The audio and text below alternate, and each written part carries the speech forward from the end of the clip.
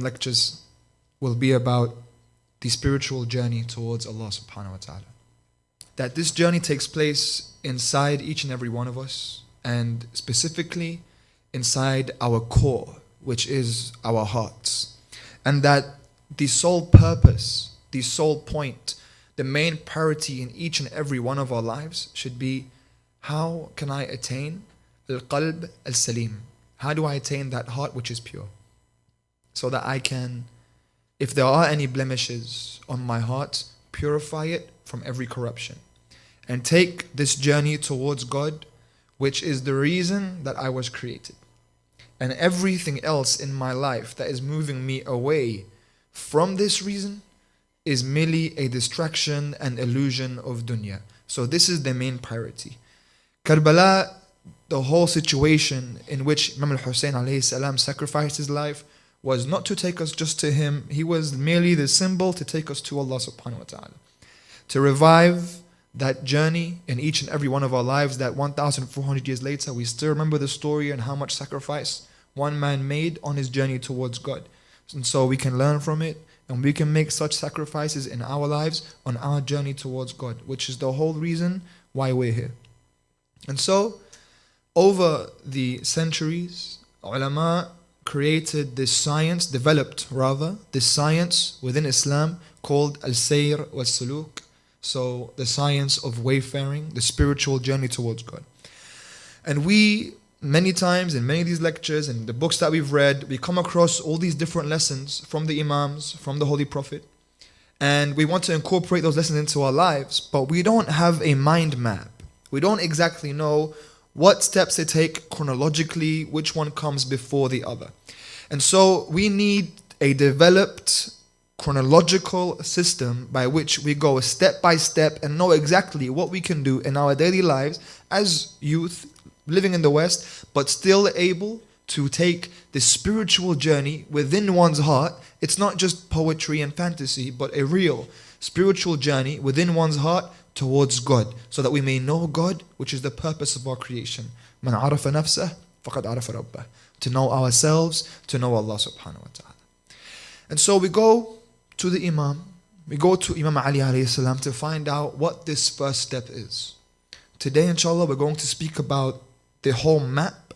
I'm going to bring you the actual map that we can take on the journey towards God, and then on the following days we'll dissect this map and each point, which steps to take and how we can do that. So that, of course, the first step that we have to take, the very first thing, the first thing that we do, we go to the Imam and we ask the Imam. And the narrations of the Imams, we've been growing up with them, our parents tell us of them, and we get used to them to an extent that sometimes we see or read or hear about a narration or a saying of the Imam, whether it's Imam Rida or Imam Ja'far al-Sadiq or Imam Ali alayhi salam, and we underestimate the power and the wisdom of this narration, of this quote. A lot of the time, if you interact with some people that are not from the same cultural or religious background as you, and you bring up a narration from the Imam, and you realize how astounded they are by how profound that narration actually is, and you're surprised because you're like, wow, okay, I knew this. This person has never heard this before, yet they're so impacted and affected by it, because the world outside is rather empty. We have had so much wisdom in our tradition, but for a lot of us, we're almost numbed to it because we're not giving it the time and contemplation with which it deserves. So I'm going to say this narration, and everyone here, or some people here, might think that this is a very simple narration. And so what I want from you is, as we're talking about putting effort into this journey, it's not spoon-fed to us. So if you want to really reap the benefits of the wisdom of the Imams, you have to give it time in contemplation. So whichever narration I'm going to say, I want you guys to think it over and think how many different dimensions this narration has, in which ways it can be understood, and how deep it actually is. In the beginning, you might listen to it, it might not sound that deep. And over time, in contemplation, it becomes something with a lot more depth to you that will impact you. And this is one of the techniques on the spiritual journey, contemplation, that without it, the journey cannot take place. So, we hear it all the time. knowledge, knowledge, knowledge in all these lectures, ilm, ilm, ilm, in all these narrations, in all these books. Yet, this is the profundity of what this means. There is no journey to God without seeking knowledge. So if you accept for yourself to be a lay person in terms of, khalas, I know what I know, and I know what I need to know, don't tell me anything more, I don't want to know. Okay, we know a lot of people like that. The journey to God stops right there. The key to knowledge. I'm saying language right now, it's the key. When you begin with the language, and in the way that slaves were incorporated, the way that they were tamed was by taking away their books and their pens. Okay? When you mentally enslave someone, that's a real slave. Even now there are slaves. They're not shackled, but they have shackles in their minds because they're not educated and they don't have knowledge. When you have knowledge, you're powerful. Knowledge is power. With knowledge, you become a free man, free woman. Nothing. If you want to give this time, you give it as much time as you can, and you can build up to it. Start with reading just 10 pages a day. Just exercise your minds and read 10 pages a day of any book of your choosing. Just think, okay? Don't be asleep. Think. Let ideas bounce around in your mind at least for a small period of time a day. And then in 10 days, that's 100 pages. In 20 days, 200 pages. In 30 days, 300 pages. So then you finish a book every month. And month after month, this knowledge begins to increase. That's only 10 pages a day, 15 minutes. Okay. But again, those are for the turtles. But the rockets, if you really want to go, you give more of your time. When you really want to become a person of knowledge, you give 1 hour, 2 hours. And the tried and tested way is 3 hours. When we were in Hausa, I'm still there, but in Hausa, when we were living inside, we had to sign a contract when we would go inside, because my teacher would say that this is a contract between you and Imam Mahdi. So if no one knows about it, Imam Mahdi knows about it. And the contract was that we had to study 11 hours a day if we want to be part of the Hausa. 11 hours a day. And that might sound like a lot, but it wasn't. And really, you don't have a job, you don't have anything else. All you're doing is studying, so you should be studying, right? But you wake up at 5, 6 a.m., you spend the first 5, 6 hours studying, you take 2, 3 hours break, you spend another 5, 6 hours studying, it's only 8, 9 p.m. Okay? I'm not telling you guys to do 11 hours, 12 hours, 13 hours. My teacher would tell us you should do 15.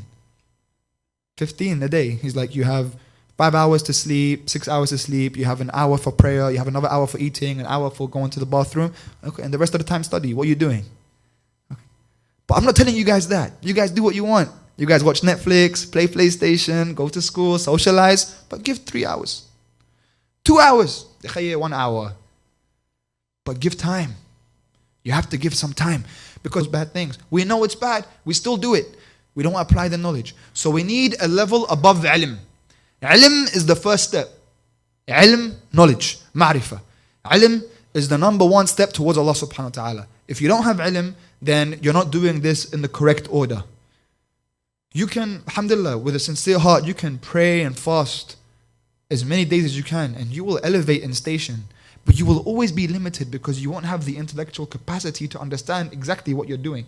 What if you were to do all those things and have the intellectual capacity to understand them? Then you grow, you elevate, you amplify everything that you're doing. So why waste your actions? Ilm is the number one step. We need a step above ilm, above knowledge, because we need to apply that. So we need the marhala, we need a stage called iman. Okay? Iman, faith. What is faith? Faith, iman, is when the ilm is mustaqir fil qalb. Once the knowledge becomes settled into the heart. But it's not enough. We want something even above that. We want the highest levels. This is what this whole spiritual journey was about. This level that people are always so afraid to talk about, that is called irfan. Irfan. Irfan, in English, translated to mysticism or Gnosticism, this spirituality, basically. Irfan, all it means here, what's the difference between iman and irfan? Irfan is that which you believe, but which you also see. So it's not blind. So you know exactly what's happening. You know exactly what's in front of you. You see things as they are. You see the haqa'iq. You see the bawatin. You see the inner realities of things. You understand how everything works. You understand the meanings behind everything, and you see things as they are.